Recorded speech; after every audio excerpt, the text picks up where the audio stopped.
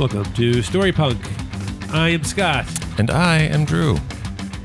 Every time I go, I don't know. When I listen to this, when I edit these, every time, I don't know. I don't know how I'm going to say it.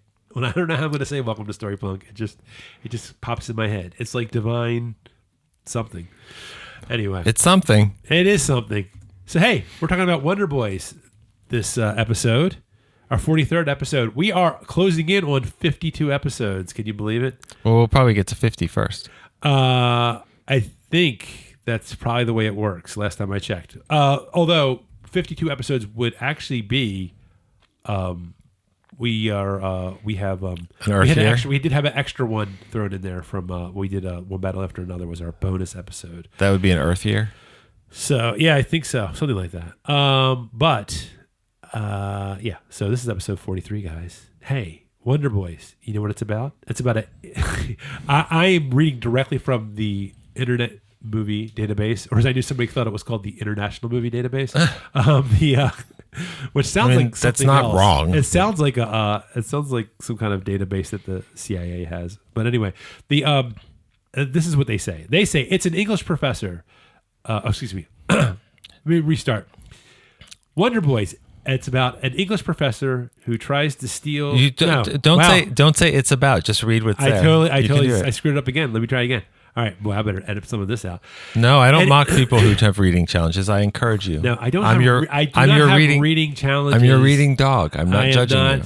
What the hell? Jesus Christ! That sounds incredibly insulting. Here we go. I ran a nonprofit for 12 years. Stop it. An English professor tries to deal with his wife leaving him, the arrival of his editor who has been waiting for his book for 7 years, and various problems that his friends and associates involve him in. That was taken directly verbatim from Internet. It's really amazing how literally any movie can be rendered sterile by the IMDb summary. I think so. This was directed by Curtis Hanson, who you may also know from such movies as...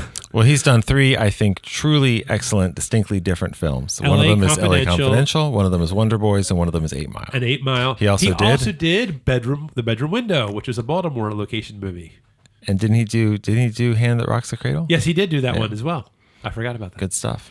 I just rewatched that recently. He also did The River Wild, which is such a That's a fun thriller, as I recall. As far as his filmography, it's a weird one for him to have in there. I mean, I like when people do like just different stuff. Yeah, surprise you. It's cool. But The Bedroom Window. I remember watching it as a kid. Well, I mean, like not that much of a kid. I was in high school, but you were still young and innocent. I was still young and yeah, I was innocent actually. So anyway, hey, this movie, what was it about? This is what I thought, and I'm curious what you think, because this is what I was trying to sort of break this down into sort of a thematic element. I thought it was about the painful but necessary act of letting go, and more accurately, letting go to take the next step in life. Would you think that would be inaccurate, or what do you think? I mean, I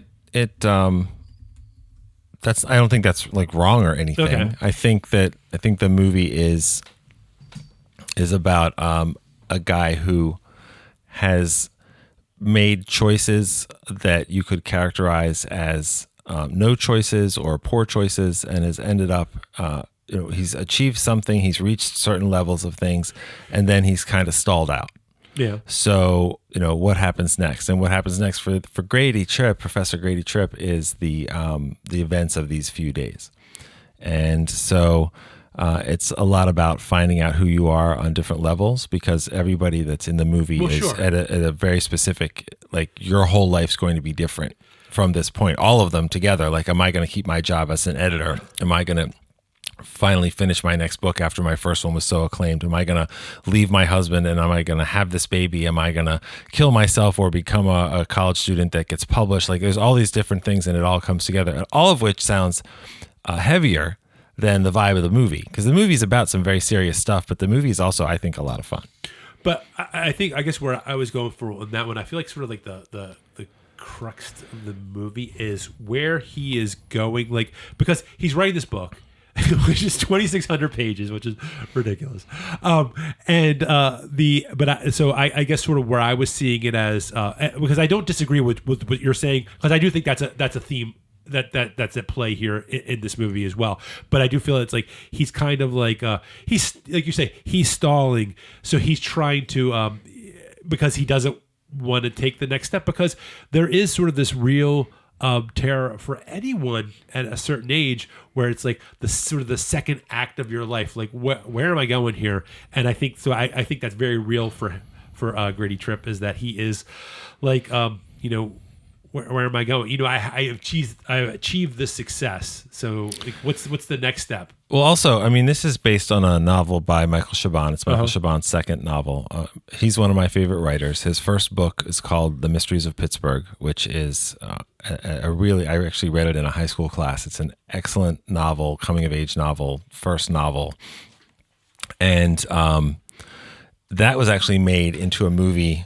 So I remember I talked to him, because like you could actually reach out to people on Facebook and Instagram, and it was like the actual person and stuff. Yeah. So I talked to him a little bit, and he was very nice. And I asked him if the movie rights were available for Mysteries of Pittsburgh, and he was like, actually, we had just done a deal. And that turned out to be the deal that Rosalind Marshall Thurber, who directed Dodgeball, adapted the book Mysteries of Pittsburgh into a movie. The Dodgeball? Oh my God. It's a dreadful movie. No, I'm joking. Like a really, really heartbreakingly disappointing adaptation. It's called The Mysteries of Pittsburgh. Oh, it is called that. It's got a good cast. It's got Peter Sarsgaard. It's got Sienna Miller. It's really, really disappointing. And it was shot in Pittsburgh, as was this movie. But the reason I'm talking about that is because The Mysteries of Pittsburgh came out, and it was a big, successful first novel. And Chabon was like, all right, I'm going to have to write another book. And he started writing a book called Fountain City, which was about people trying to build a perfect baseball park in Florida. And it got completely out of control. And he couldn't finish it. I mean, hundreds and hundreds and hundreds of pages, maybe 1,000 pages, like completely out of control, which is something that happens to Grady Tripp in this movie. And the story goes, I guess he just had this vision of like these people standing outside of a party at a house on a winter night. And one of them turned out to ultimately become James Leer, this sad student with a gun and a professor smoking weed. And he put aside Fountain City and wrote a book about a guy who couldn't finish writing a book. Yeah. And that became Wonder Boys. That became his second novel that was published. That was very well received, I think 1995. And then it became this movie in 2000. It reminds me of like, I heard somebody talking about this, some of like these lesser known tropes in story writing, where it's because he was talking about, they talk about like writer's block, and he's like, I don't believe in writer's block, and where he's actually has the exact opposite problem, where he can't stop writing.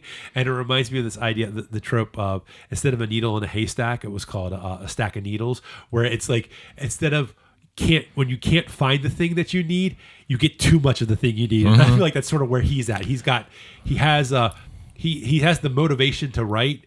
He just doesn't, and obviously I think it's sort of maybe productive is not the word, but it's an act of procrastination. He's not just sitting around. Yeah. So it's like, but I think most of us have been there. I mean, especially when you get to a certain age where it's like, you'll do anything.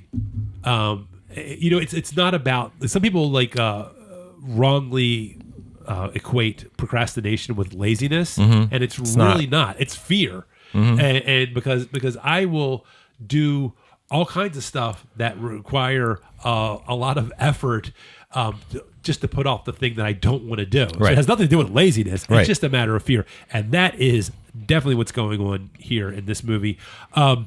Also, I do think that there is this idea, and it was interesting because there's a quote by Roger Ebert that I thought I put in my notes, but I didn't.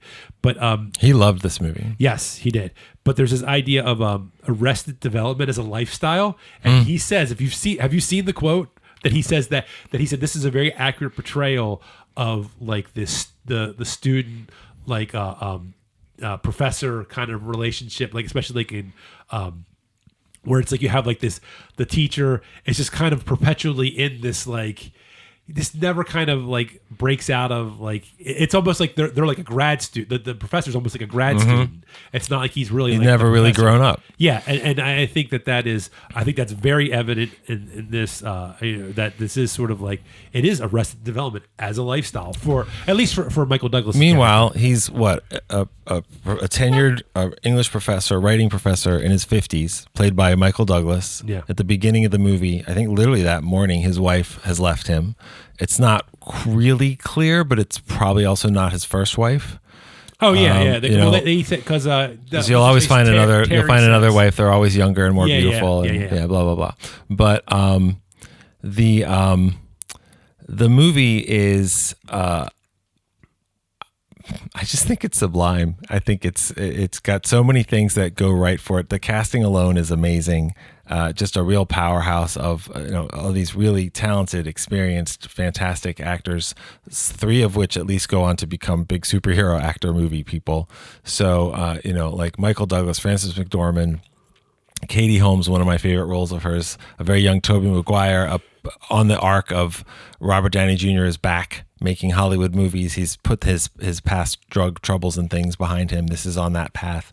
Young Alan Tudyk, Rob McElhenney, like all these familiar faces, very young people. I really think it's Lupita Nyong'o standing inside the door of the auditorium when he comes in at the end for the final ceremony, but I can't confirm that.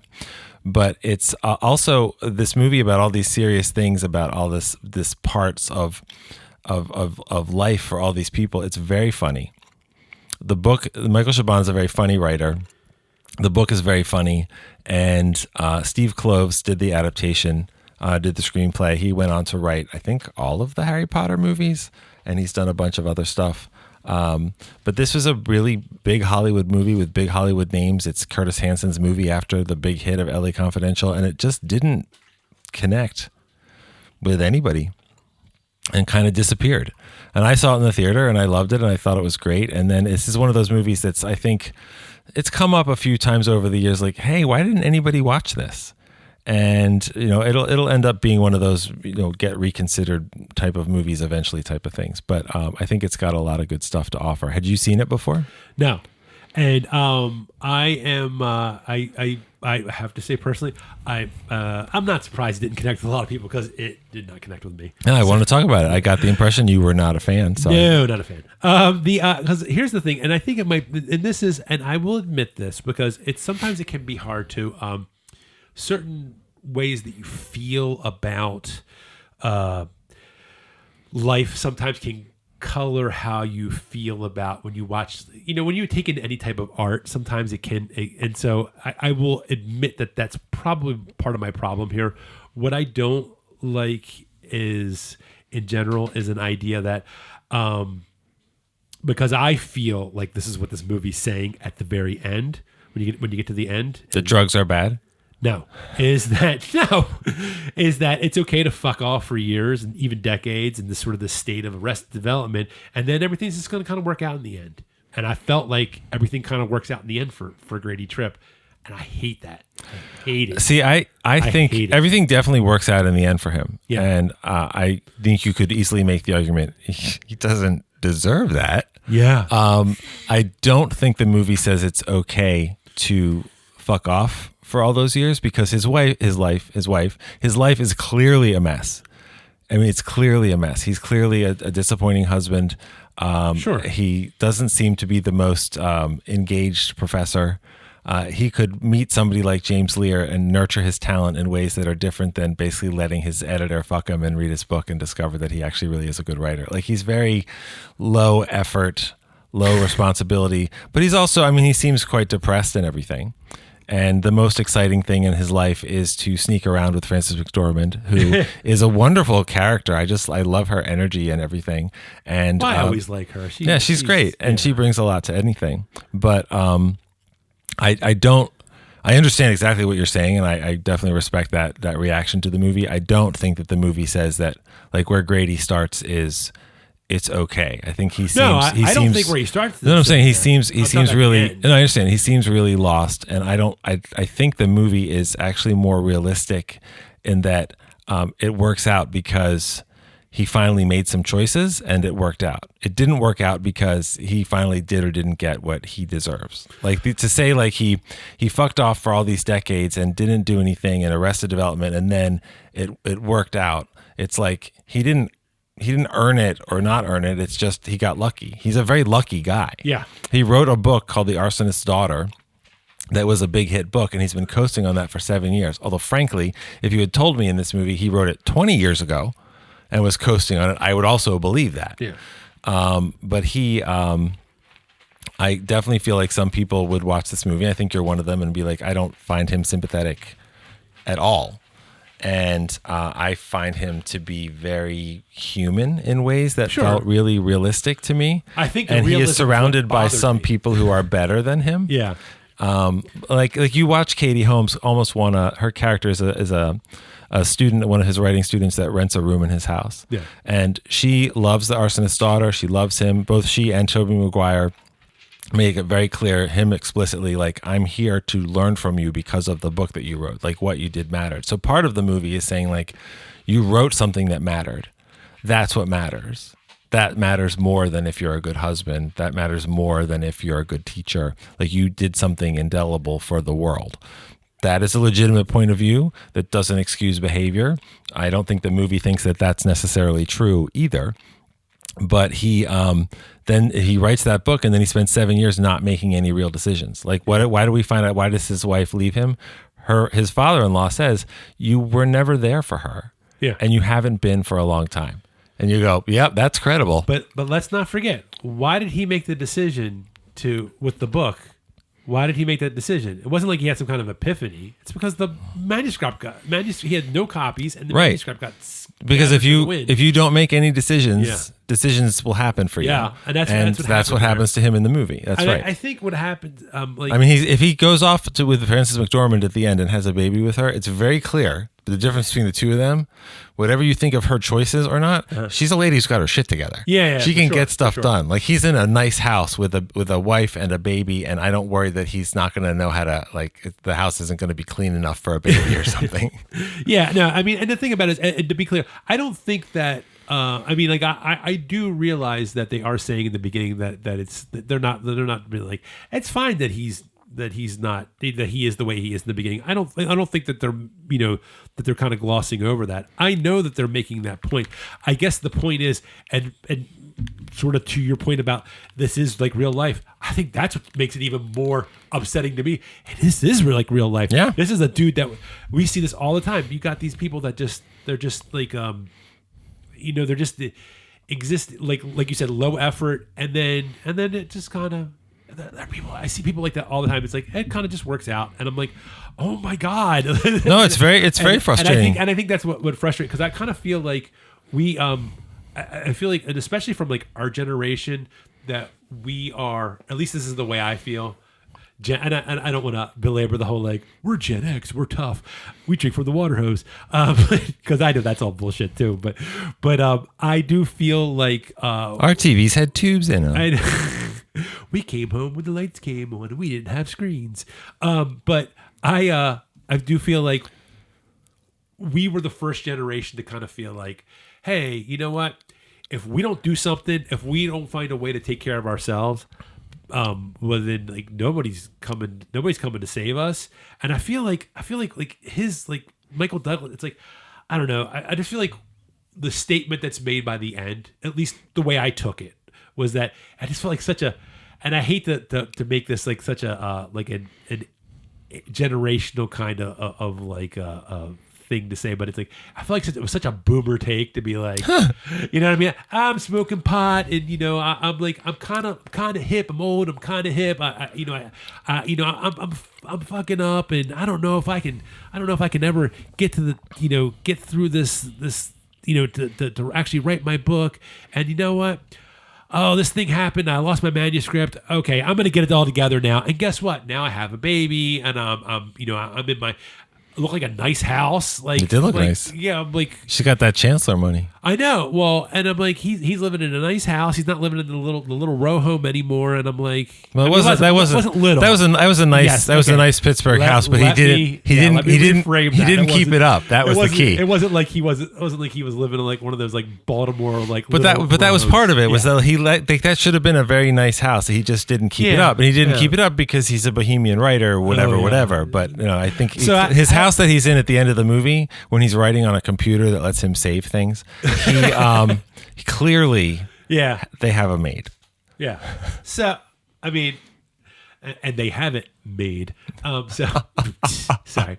No, but I mean, I think that was, and like I said, I freely admit that You're just gonna throw Gatorade all over the show. I'm sorry. I'm so disappointed. No, but I freely admit this is sort of like I think it's sort of a mentality thing that was sort of blocking me from like getting like really being like, oh, I really like this movie, and it's like it's not like I hate it, but I just wasn't a fan. I do like, though, it is interesting that and I've talked about this before, a lot of times when I say, hey, maybe we could do because when we do our recording sessions, just to let you know how the sausage is made here. When we do these recording sessions, we usually do 2, and we try to pick like just because it makes it interesting for us. We try to pick things that maybe are thematically linked, not always, but sometimes. I mean, you do that if you want to do. I would do The Remains of the Day and Gods of Egypt in the same recording session. Well, the point is that I'm trying to make is the fact that we, when we do that, sometimes when I pick them, I don't realize how much they are thematically like because I obviously hadn't seen Marty Supreme and hadn't seen this movie either, and but I do like the way that, because first of all, they both are kind of assholes, but clearly Marty much bigger asshole. Like I feel like he's an aggressive asshole, and Grady's kind of a passive. Yeah, he's kind of like I'll just like a lot of decisions I think are made for him because he refuses to make a real decision. Well, I don't know. And now, does he refuse or he's stuck? Yeah, those are two different things. And I'm not saying that it is one or the other, but to me, he's a guy that is like inertia. Inertia is his biggest problem in getting what he's trying to get out of life. Like George R.R. Martin has not finished the Game of the Thrones books because he's been sitting there writing extra pages. The Game of the Thrones. The Game of the Thrones. I was like, what is that? The Games of the Throne Games books. He's like somebody's old mother. Like, have you read the Game of the Thrones? Yeah. Well, I'm 50 now, so I don't know how to speak anymore. But he is doing an excellent example of the kind of procrastination that you're talking about. Instead of writing the book, he's making television series. Yeah.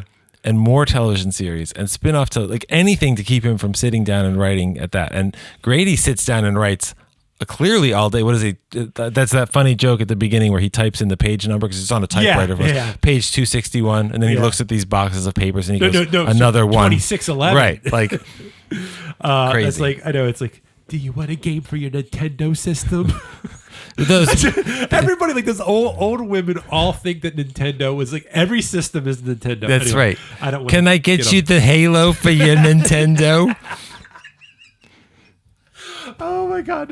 I have so many stories about that. I don't want to do that because I'll derail the whole. We'll have to do a special bonus like episode that we'll put on Patreon about old women sayings.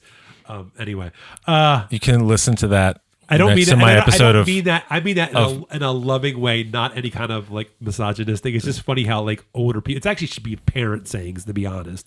But they're just like, "Do you want to play Nintendo?" It's like they haven't had Nintendo. They do have Nintendo, but I'm just saying nobody's. We have Nintendo on my phone now. Yes, I love Nintendo on my phone. Anyway, but I do like what I was going to say, but the point I was trying to make, the connection between this and Marty Supreme is it is basically a series of chaotic and unfortunate events provoked mostly by the protagonist, and it sort of amps up the tension for the protagonist. I mean, this movie has more. I know you like the movie I'm about to mention a lot. It's got more of an After Hours vibe, just because it is literally over a couple of nights, whereas Marty Supreme is like 2 years in the life of After Hours, which is exhausting and should be. It is exhausting.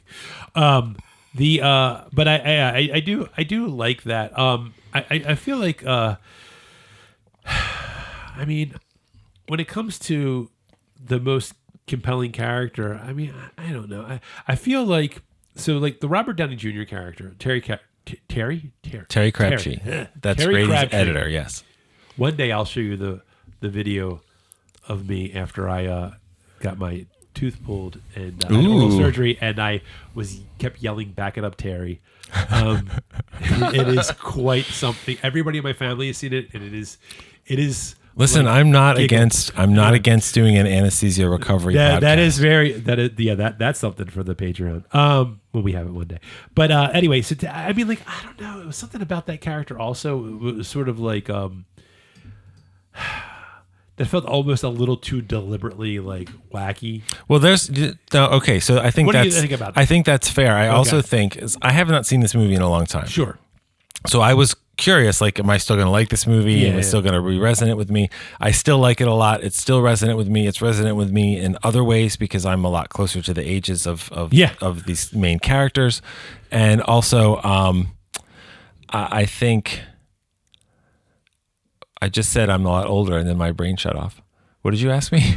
I was talking about. What did you think about Terry Crabtree's character? Like, did you think his character, and some of the stuff, because the book is from 1995, so like the whole, like, it fits a tuba and a garment bag and a suitcase and a dead dog perfectly, just like they said in the, like, it feels very 90s. Yeah. Which is fine. Yeah. But that's almost like a Seinfeld thing. Well, yeah, and it's like some of his characters. It's now 26 years later. It's going to feel more dated. Sure. That doesn't mean that it takes me out of the movie, but I remember watching it this time and being like, "Oh, that is pretty 90s." Yeah, it's pretty 90s. I just felt like Terry Crabtree was just sort of like, it almost felt like they were. I felt like he was close. I feel like they could have just dialed him back just a tiny bit. Well, there's a lot of connotation. There's different versions of movies that could get made. If you said this movie was a hit at the 1997 Sundance Festival, made for $1 million by a new filmmaker, I would have said, okay, that's plausible too. This was made with like really big movie money and stars and talent and all kinds of stuff, and I think it would be about the same things and everything. But yeah, some of it does have that vibe.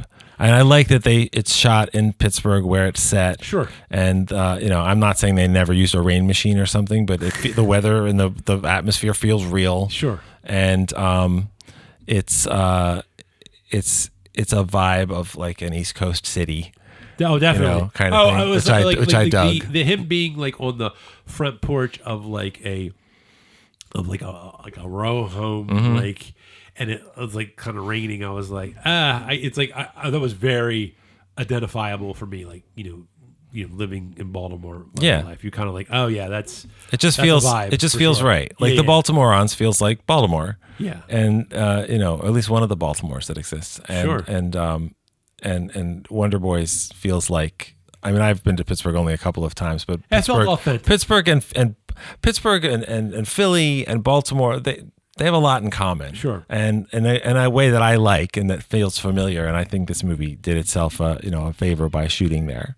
Yeah. And so I will say it's not used too much. I hate voiceover. I was going to ask you about that because I felt some of the voiceover felt a little obvious. It was, but I guess I just really like his voice. That's what I think. I really like Michael Douglas's voice. I mean, here's the thing about it is because when I saw this, I was like, Drew tells me he hates voiceover. This motherfucker's doing lots of voiceover. Yeah. Now, I will say this much in defense because I'm not one that I would feel like a hypocrite if I was too critical on it because I'm the one that doesn't really mind voiceover that much. I mean, I do. I get what you're saying, and it's perfectly valid. When they kind of when it's obvious, it's annoying. Although there was a few times that it was obvious, but how I can forgive is the fact that since this is a story about a writer or writers, that it almost felt like because there was some of the times. I mean, first he is actually reading. The voiceover is him reading a story. So you mean like what we find out at the end that he's writing this book like it's Stand By Me or something, like he's telling the story. But also some of the voiceover did feel like it, I mean, like it didn't bother me that. It bothered me more that you say you don't like voiceover, and you said you like this movie than it bothered me. I found myself watching it this time and being like, I don't remember there being this much voiceover, and I noticed that it didn't annoy me, and I said, I mean, part of it is because I love the book, and so some of the voiceover is right out of the book, but also I just really like Michael Douglas's voice. Sure. And so it just, I don't know, it didn't bother me. If Will Patton did a movie that was all voiceover of him, with expressions, fine with that. I'd probably watch it. Yeah. So or listen to it. One of the things that they did. So you were talking about like that the feel of may have helped as far as visually. They tried to do a lot of handheld, which once again, much like we were talking about last episode about Marty Supreme, where it was like I didn't actually notice it at the time, but the fact that I can't say I didn't feel that. That I can't say that if I I'll get my double. Put your words in order like a writer. It's okay to edit. I'm trying to say like that I didn't not feel that way, so I say that's a success. If it did, if I can't say that that's contrary to the way that the movie made me feel, then I say that was a success because they wanted to. There's an immediacy when you have the handheld, especially if it's done in a way that's not like you're not doing like Homicide: Life on the Streets, right? Like that where it's like really shaky. It's done sort of in a more controlled way. It does. There's something about it that feels a little more. I think a lot of that control that you're talking about. I agree with you. I think a lot of your control you're talking about comes down to it got nominated for 3 Oscars, and one of them was for editing for Dede Allen. Okay, I think the movie is really, really well edited, and part of what makes it well edited is the way that it uses the kind of photography that you're talking about it without it being distracting. Now, I mean, like Homicide as an example, like it has jump cuts and things like that. It's supposed to break it. It's supposed to get your attention. Sure. This is supposed to feel more intimate. It's supposed to feel more human. Sure. And it does. Yeah. And a lot of that is because of how it's cut together. And Dede Allen, who is no stranger to big movies. She edited Bonnie and Clyde, Reds, and another. We should do Reds too, and another Story Punk episode, Dog Day Afternoon. Yep. So she's pretty good. Yeah, she's well. Do you know? And I can't remember if I've ever brought this up before, but I find this to be very interesting. Well, first of all, I saw somebody say, I think it might have been Patton Oswalt was talking about this, and he said that most of the movies that you like, if you're a guy that's really into movies, the movie that you're watching was probably edited by a woman. Most of your favorite movies are probably edited by women. But what I found to be interesting, the history of editing, was that originally, when editing wasn't regarded the way that it is now, that the reason there's a lot of women editors is because they just kind of felt like, oh, that's something a woman should do, because it was a detail. It wasn't sought as wasn't seen as as like an art form. It was seen as like a detail that needs to be done. Right. And so they were like, chicks women could do that. Yeah, and that's exactly what it was. And then meanwhile, you have some of these like really great editors, like, I mean, you think about like Scorsese's editor, like all these, people who for decades cut movies for the greatest filmmakers. It was terrible. Sally Mank, who did all of Tarantino's until do you know how she died? She was like hiking, like in some valley out there in California, and died like from heat exposure. Like from bears? No, from heat. Oh. Like just like she had some heat exposure. That like, sucks. What an awful way to die. But I don't know if his current editor is a woman or not. But I was just like, it's just funny that how I kind of love that story where it was like it was given to them to these women because it was like it was a throwaway thing. Like, this is just a detail. We just need to get from point A to point B. Someone needs to cut it down, and they took it and they made it into something into a beautiful like art form. It's I just think it's amazing. It is amazing. Yeah. Yeah. I mean, I'm not going to look it up. I don't know what it was competing against, but it didn't win Best Adapted Screenplay, and it didn't win Best Editing. It did win Best Music Original Song because Bob Dylan wrote "Things Have Changed," which I don't. Oh, was that for this movie? Yeah, I don't really like listen to a lot of Bob Dylan. Yeah, me neither. But I do like that song. I like the soundtrack of the movie a lot. There's a lot of music in the movie, and I think it's used really well. It uses like the certain songs that like I don't really like John Lennon that much. But the song that's in here is a really good song. Oh, is that oh God, what's that song? I know it's really popular. Is it called Watching the Wheels? Yeah. I think? Okay. That's the one. And they got Leonard Cohen, which is very 90s. Oh, that is very 90s. You know, so which is all fun. But editing, that's right. editing is also about you're adapting. Yeah. Oh my God, you're adapting a novel that you are editing. So when you're making the choices of oh my God, I can't talk, of adapting a novel. As I said, I really like this book. I haven't read the book in years, so I'm curious to read it again now. I think I'll still like it. But there's one scene that's in the book that, at least at the time, was easily one of the funniest scenes in any book I'd ever read. Yeah. And when I saw the movie, there was one change I knew up front that they made. Yeah. His wife in the book is an Asian woman adopted by a Jewish family with a couple of other Asian siblings that are adopted. Uh-huh. So he's part of the story is him trying to reach Emily, to reach his wife. Okay. But you're not really sure even like to reconcile, to say I'm sorry, which is what it is in the movie. Yeah. Like she left you and you're kind of chasing her, but you're also knocked up Frances McDormand and you might love her. So like you need to make some choices, which is the whole movie.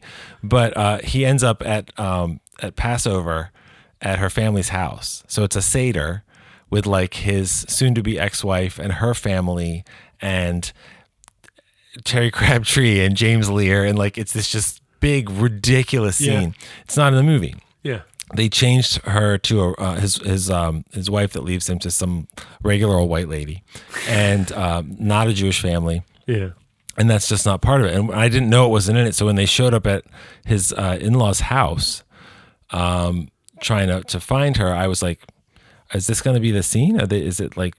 But I didn't know, and it was gone, and that was the right choice. Because editing is making those choices. If that had been in the movie, it would have changed the structure of the movie. It would have been like a big centerpiece scene in a movie that really doesn't have a big centerpiece scene. It has a bunch of stuff that's memorable, that's funny, that's whatever, but it's not like it builds up to an event. And in the book, it doesn't feel like that's not the climax of the book. Sure. It's just that's an episode in the book that would be much more detailed, because in the movie, like there's more in the book about Vernon Hardapple, who is a white guy with a facial scar or whatever, and in the movie he's a black guy with a facial scar, and he jumps his ass on the car and leaves his butt cheeks in the hood and stuff. But it all comes together in the end. And they call him Vernon because they play a game, Grady and Terry. They do some people watching, and then they just start making up a story about the person. So he's Vernon Hardapple, and he's got a whole story about losing his brother and horses and whatever. And they keep calling him Vernon, and this poor guy keeps getting angry. They stop calling me that. Yeah. And also the movie kills a dog, which is not my favorite thing, but I think that the way that it works in the book and the way that it works in the movie, well, it was unintentional, okay. So it wasn't done. Well, I mean, James Leer did kill the dog, but he did it to protect. But remember, it's a cap gun. No, it isn't. That's the whole point. Is it's not a cap gun. It's a real gun. He was standing there with a gun because he was maybe going to kill himself. Really? Because I got the impression that it really was. No, he lied. He said my mother won it at a fair in Baltimore. They didn't show. No, it's a real gun. But they never show any bullet holes in the dog. Well, there's a little red spot on his chest. That's why I said you didn't have to take two in the chest. Well, it wasn't graphically violent or anything. Well, I'm glad for that. Yeah. But I did not realize. I thought the dog. Honestly, the whole time I thought the dog had a heart attack. Oh, that's funny. That's what made it even funnier to me. That's funny. That part did come across pretty funny because I was like, oh, the poor dog was blind and then it must have had a bad heart. That's what I kept. That would have been funny too. That's hysterical. But like, there's that whole thing where Vernon has a real gun to Michael Douglas's head in one of the last scenes of the movie. And he goes, "That's a real gun. I know a real gun when I see it." And like, yeah, he does. Okay, so that's what. See, that's funny. That changed the whole context of that scene too for me. I guess so. Because I thought he was like, this guy doesn't know what he's talking about. No.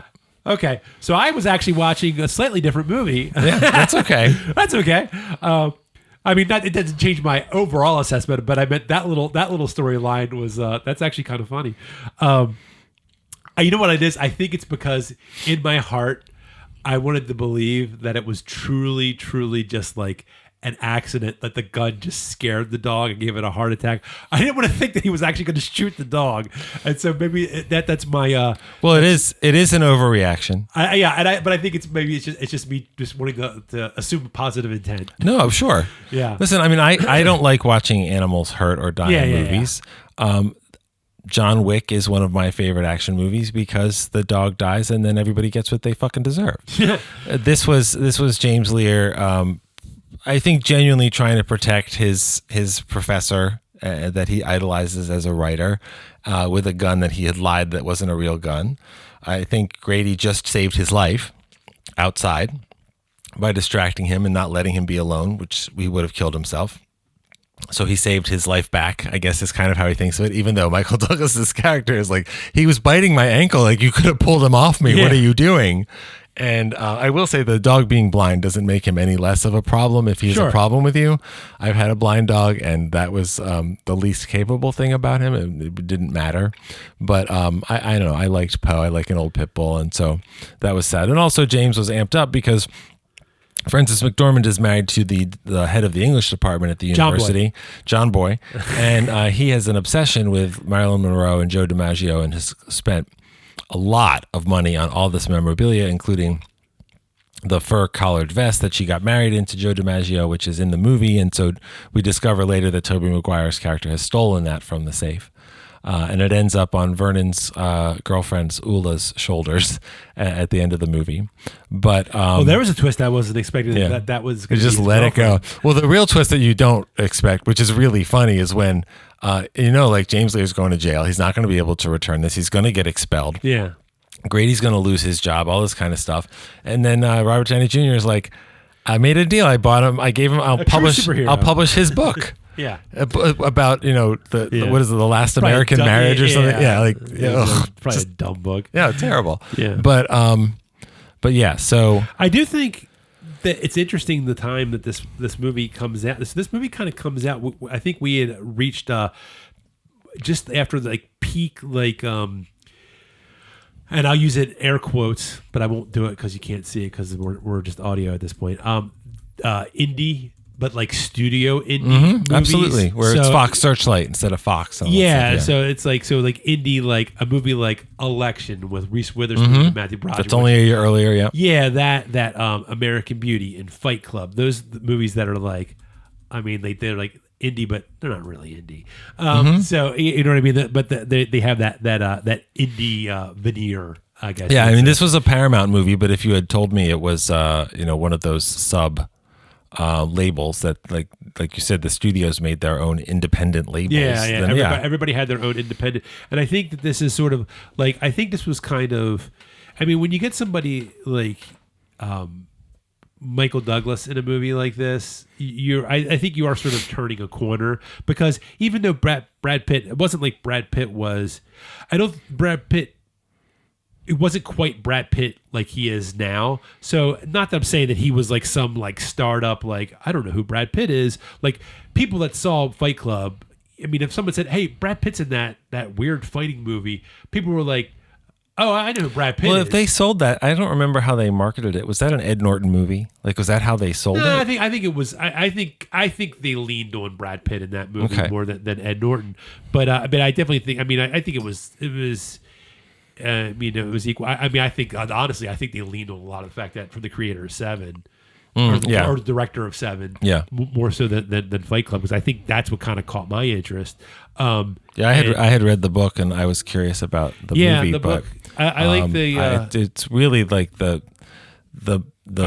audience for the movie that loves the movie in the book is what's the subject of the criticism of the book and the movie, and they really don't get it, and it's kind of an amazing cultural phenomenon. I have a feeling that people that like the movie, or the majority of people that don't get the movie, and I hate to say it like this, because you take in art the way you take in art, and that's, you can also be dumb though. Yes, but what I'm saying, the point is, I think people that read the book and understood the book are not the same people that watch that and are like, fuck yeah, Tyler Durden. That's there's some truth to that. Because I do, and I'll be honest. Also, the big twist in the story that it's a split personality doesn't work in the movie the way it works in the book. Yeah, well, because the book, I know this isn't about Fight Club, but I do, because the way I remembered it in the book was that he goes to a bunch of fight clubs and gets fucked up and ends up in an insane asylum, and then it's like, aren't all the people in the insane asylum like they're calling him sir? Like they're Something like that, yeah. They're calling the narrator sir. Well, the problem like, is, like, if you told me here's a story about some guy who's really unhappy, some young guy, he's an adult, but he's a young adult guy, and he's really unhappy, and he sees two guys, and they're not having like a fight behind the convenience store. They're punching each other, like taking turns punching each other. And you said somebody might drive by and stop and be like, hey, can I get in on that? You know what? I believe you. Yeah. If that same guy drove behind the convenience store and saw one guy punching himself in the face over and over, he would not get involved and start a cult. Yeah. And so, no. Yeah, no, thank you. But anyway, Wonder Boys. So, Wonder Boys. Yeah, but so what I guess the point I was trying to make was that I do feel like even with people like Brad Pitt and people like Matthew Broderick and Gibbs Busy in American Beauty, like those movies, I don't feel like that they were quite the caliber of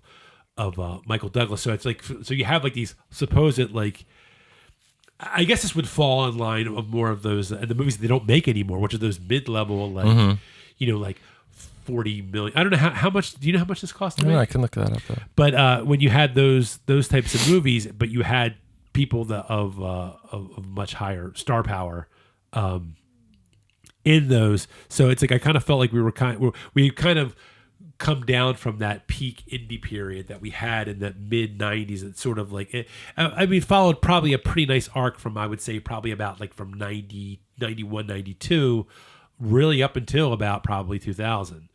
And probably like a nice little bell curve there. Probably hitting like, 94 was huge for that movement, but this movie had a $55 million budget. Yeah. It only made $33 million worldwide. Wow, though I do have to think though, 2,055 million. I mean, that's still like that's. Probably, look, you're not making that movie by paying Michael Douglas $750,000. There's going to be some salary in there. This is after Fargo. This Robert Downey Jr. is becoming somebody. Katie Holmes is coming out of some fame on television. Like these aren't people who are looking for scale. Yeah, I don't remember. Did Robert Downey Jr. have any more relapses before this? And Kiss Kiss Bang Bang. Yeah, because Kiss Kiss Bang Bang was 5 years later. Was it 5 years? Because he did Home for the Holidays. I think 5 years before this. Because he was when he did Kiss Kiss Bang Bang, he was on track to be okay. Yeah. At least that was 3 years before Iron Man. Yeah, because Iron Man's 2008. So, but anyway, I don't know why I don't mean to get stuck in the muck about talking about the indie scene, but I mean, you this can is an edit the muck out if you want. It is an interesting time period where this landed. Not surprised that it didn't make a whole lot of. Not my feelings on it, notwithstanding. This isn't that type of movie. This is the type of movie that people. This is the type of movie that probably wins some awards. It's that type of movie. And it's not. I don't think anybody's like, oh my god, this is gonna make like 200 million. Even for back then. I mean, look, maybe it would have made more money if it came out in 1979. You know, when movies that were smaller scale were the big movies, or even just 10 years earlier. Yeah, like 1990, 91. Yeah. This probably would have made a little bit more money too. So, but well, they had to write the book first. So I meant if they wrote, what I mean. There's some other interesting stuff. Yes, go ahead. In the lay it on me. In the movie, you see in at least two scenes. I know you see Michael Douglas pick up Tobey Maguire's backpack and pull out the manuscript, and it says "The Love Parade." Yeah, and it says something like, "At the beginning of the summer, I went to lunch with my father, the gangster." Yeah, that's the opening lines of The Mysteries of Pittsburgh. Okay, which is Chabon's first novel. Okay, and Art Bechstein is the main character and the narrator, and his father is a gangster. Okay, and so. I remember watching the movie in the theater and recognizing it and being like, "Oh, that's kind of cool."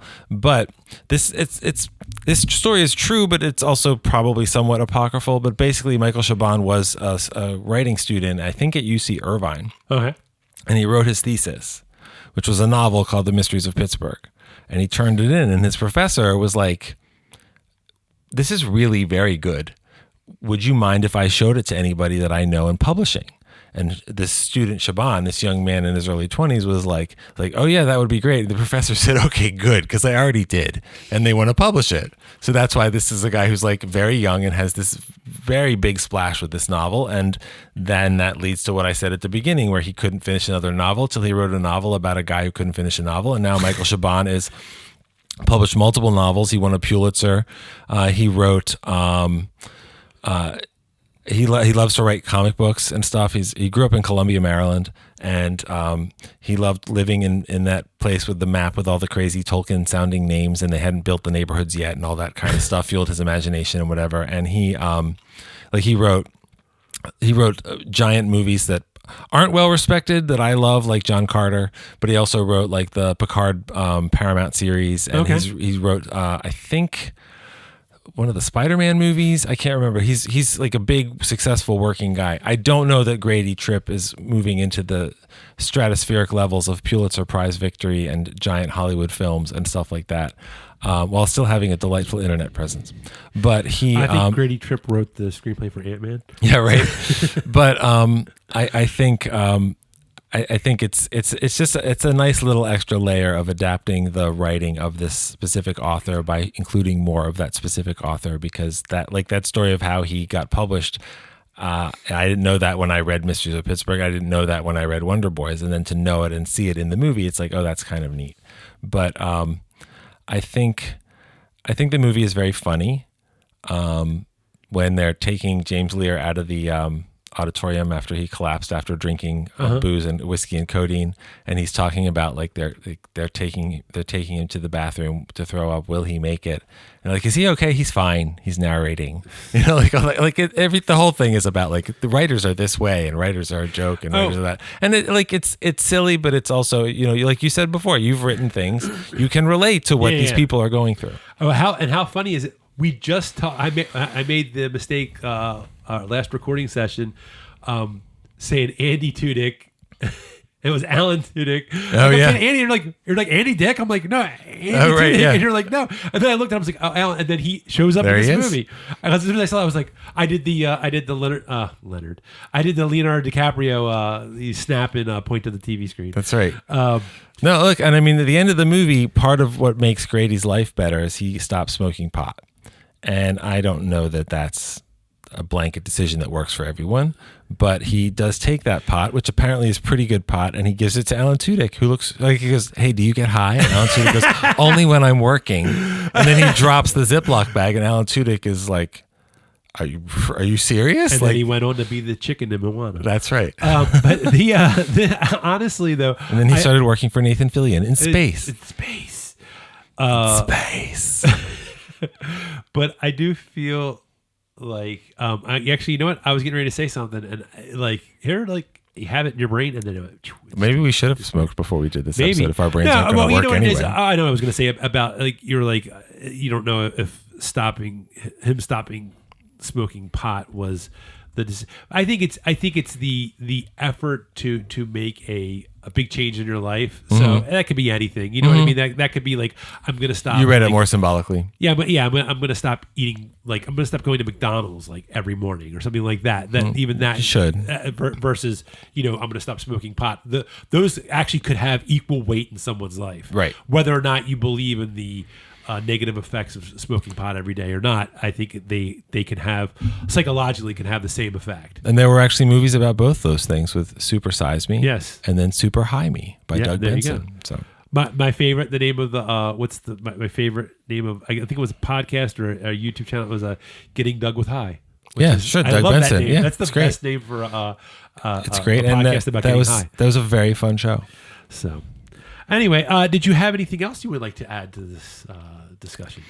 I don't think so. I think if people haven't seen this movie, I do think it's worth watching. If people are only familiar with LA Confidential and 8 Mile and like those movies and like Curtis Hanson as a director for those movies. And I think part of it is like, wow, the same guy made those two movies. That's interesting. Yes. He also made this movie, which is yet again a different way to tell a story. And I think, we talked in our last episode about that there are directors like Janae Ankara or David Fincher. It's like, oh, that's a David Fincher movie. That's what it looks like. Curtis Hanson's movies, there is not a distinct visual style because I think he shoots the movie the way the story wants to be told, like Sidney Lumet or something like that. And that's not a criticism, but I think all three of those movies have really well-drawn human characters. They feel very real, which is part of why I think you reacted to the movie the way that you did, this movie, because you're like, that guy's a dick, and it felt very real, and it felt very real. Pissed me off. Yeah, no, and I think that's good because I think you can have an emotional reaction to a movie or a part of a movie that is more complicated. I would hope that you would, not you personally, just an audience. It's more complicated than I liked it. I didn't like it. No, and so the fact that it did something effectively that bothered you, which is good because the movie is, Grady Tripp is the main character. The movie isn't saying Grady Tripp is a great guy who makes great choices. And even when he does something that he thinks is right, like he calls James Lear's parents, and his mom is actually from Gilmore Girls, and they go and they take him home. And some of that is because I'm just pissed at you making shit up all night, like inventing stuff all night. Pissed me. But then he realizes, I got to go bust this kid out because that's actually not good for him. Yeah. And he knows at that point, by the end of the movie, he's like, they can expel him. It doesn't matter. He's a writer. I'm a writing teacher. I can't teach people how to write. I can tell you what I know, and if they have something in them, they can do that work. But I can't teach them anything. And this kid, like, it's very clear this is the best student he's ever seen. And, that's why what I really like at the end when they have that big end of WordFest ceremony and Rip Torn speaks one last time or whatever. And then John Boy gets up there and says, we've announced, like, one of the exciting things about WordFest is when people make deals. So this one professor sold her children's books, the Farting Chicken or whatever it is. And then our student, James Leer, sold his book, The Lovely Parade. And they're like, it's the Love Parade. I know, yeah. Even I'm sitting there going, But then everybody starts clapping a little bit. And then Robert Downey Jr. encourages Tobey Maguire, come on, man, stand up. So he stands up. And then Michael Douglas in the back, less rumpled than most of the movie, but still rumpled, yells, take a bow, James. Yeah. And then everybody feels it, and it's really sweet, and he takes a bow, and it's really good. And also, I will say one other thing about the costumes in this movie. Michael Douglas wears one of the all-time great movie bathrobes. That pink bathrobe, if you watch that in a triple feature with Big Lebowski and One Battle After Another, you are getting full modern Hollywood bathrobe excellence, full 21st century. Well, what I will say, if there are 3 movies that you want to watch from Curtis Hanson, I would say 8 Mile and watch LA Confidential twice. Totally fair. I haven't seen LA Confidential in a long time. I love that movie. I do like LA Confidential. Yeah. I just rewatched, I think I said this before, I just rewatched Hand That Rocks the Cradle. Yeah. And it was trashy fun. Yeah. Annabella Sciorra is really good in it. They remade that, didn't they? They did, and that's why we rewatched it. And we rewatched the original and then didn't finish watching the remake because it wasn't. It just didn't do anything. I know. I'm not against remakes. Like I heard I heard pissing on the grave of Curtis Hanson. It's not new anymore. I think it's 2022, but there was a Hulu did a remake of Hellraiser with a lady pinhead or something, and it's actually supposed to be really good. I just haven't gotten around to seeing it. So I'm not against that. This is not a movie that I ever think will be remade or anything. Yeah. But I'm surprised they haven't made mistakes in Hollywood. Like, let's remake The Big Lebowski as an 8-part Netflix series or something. That would be really, or it's like a prequel to like the dude, like how he became the dude. Right. I'm like, I don't care. I'll be like, I will say no, thank you. Now, Sam Elliott's Sarsaparilla in Love and Cowboy, sure, that should be a 10-episode series. That would be no, it's like. What is not to drag this on anymore, but this is the line from. I love John Goodman in that movie so much. And he goes, say what you want about the tenets of National Socialism. At least it's an ethos. That's right. Shut the fuck up, Donnie. That's, yeah. Anyway, you're out of your element. That is one of my favorites. A movie, Big Lebowski, a movie that would have been a perfectly fitting place for Alan Tudyk to land. Oh, sure. Yeah, I do. Probably as one of the nihilists. He goes, the in and outs on Bradford. He goes, I said yeah. Oh God, it's too funny. Anyway, I think. Have you have anything else to add? I don't. No, I enjoyed revisiting this movie. I'm not going to say I'm sorry that you didn't like it because I'm glad that you watched it. Yeah, I mean, you know what? Any form of art that has an emotional response, I feel like is successful. I mean, unless you're one of those people like you're deliberately just trying to like shock people. Outside of that, because I have my problems with that. But even that, there's some value to that. But I feel like if you know what I mean? Like, obviously, if there's care in what you're putting out there, and it evokes some kind of emotional response, I think that's a win. So even though I had some problems with sort of what I felt like the movie was trying to say, I don't think it's a bad movie. Mm-hmm. If you would like to see my very in-depth Letterboxd review of this, oh, I haven't read it yet. Oh, you can read it now. It doesn't take long. But it's feel free to do that because I'm actually on Letterboxd. I am going to go a little out of order on this one. Maybe I'll spice things up here because I am on Letterboxd. I'm sure people are still listening. Yes, I am on Letterboxd as Storypunk Scott, and Drew's on Letterboxd as well. Solid gold. He's solid gold. But other than that, we'll say because this is a wrap on this. Hey, next week we actually are going to be heading into June, which is our international month, and we're going to be doing the next two on the slate. It's going to be Sentimental Value from last year, mm-hmm. And also we're going to do Parasite. So we got Sentimental Value is Norway or Sweden. Just say Scandinavia. It's Americans Scandinavian, don't know the difference. And there's no assembly required on this one. And also Parasite, which is from South Korea. A Best Picture winner. Yes. So that'll be, I'm anxious to do those two. And then we have two more coming up. We won't say what the fourth one is because that is. Well, one of them is another movie from last year as well. But we don't want to say, because we're not going to say what it is. No, the last one I've said, this is the surprise is that it's Drew's favorite movie that's not Fury Road. That's right. So that's what we're. Well, it's definitely one of them. It's one of the best movies it's one of my favorite movies ever that especially just in general, but also doesn't involve any aliens or crying in space. There is crying. Yes, because we're not gonna, in actually, space. because and then after these four are done, then we'll be doing a podcast on onions. No, just joking. Anyway, I don't need onions. Listen, you can find us on your favorite podcast platforms, and as well as you can find us on storypunk.com, and we're also on Instagram at storypunkpod, and you can check us out there or on Facebook for any updates. And we have new episodes out every Thursday. And I think that's pretty much it. And with that, I will say, remember, story matters.